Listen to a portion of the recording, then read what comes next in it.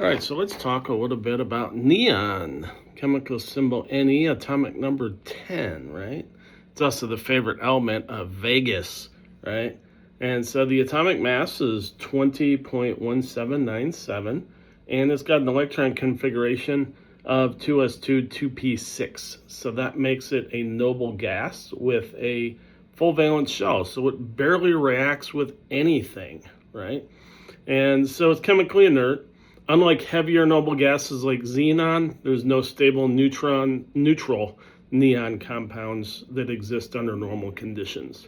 So how did we discover it? We discovered neon in 1898 by British chemists Sir William Ramsay and Morris Travers.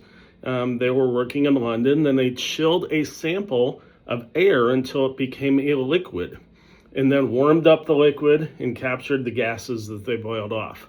And then gases nitrogen, oxygen, and argon were easily identified, but the remaining gases were isolated roughly in the order of their abundance in about a 6-week period ending in May 1898. So the first remaining gas was krypton, so they discovered krypton, and then that once the krypton was removed, they got a bright, brilliant red light, and that was your neon right there. And so they discovered that that gas was identified in June. They called it neon after the Greek analog of the Latin word novum for new, right?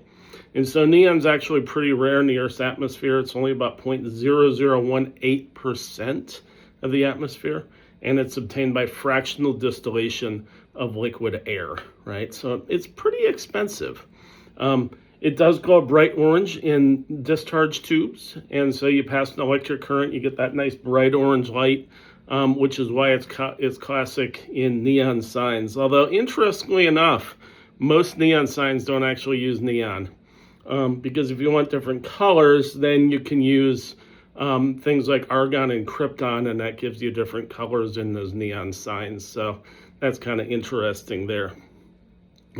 Neon is also used in cryogenics because it has a very low melting point, and its melting point is 24.56 Kelvin, which is like minus 415 degrees Fahrenheit and minus 248 degrees Celsius.